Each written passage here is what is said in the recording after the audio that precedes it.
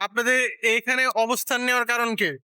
আমাদের এখানে অবস্থান নেওয়ার কারণ, আমরা এখানে যারা আছি সবাই আমরা সাবেক পুলিশ সদস্য। আমরা এখানে আমাদের চাকরি পূর্ণ বহালের দাবি নিয়ে আসছি। এটাই আমাদের এখানে অবস্থান নেওয়ার কারণ। চাকরিচ্যুত হয়েছিলেন কবে? জি। চাকরিচ্যুত হয়েছেন কবে? এই ফ্যাসিস্ট সরকারের আমলে, গত আওয়ামী লীগের আমলে মানে কেন চাকরিচ্যুত হয়েছিলেন? আমি ব্যক্তিগতভাবে গড় হাজারের কারণে চাকরি হয়েছিলাম। আর এখানে যারা অবস্থান নিচ্ছেন তাদের না, কেউ ফেসবুক কমেন্ট আছে, মানে যারা আমরা এখানে যারাই আছি সামান্য তুচ্ছ কারণ, স্যার মনে করেন যে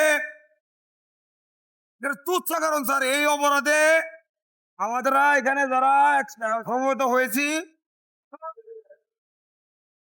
আমাদের চাইতে অনেক বড় ধরনের গুরু অপরাধ করে চাকরি দিয়ে পূর্ণ বহাল আছে এবং করতেছে।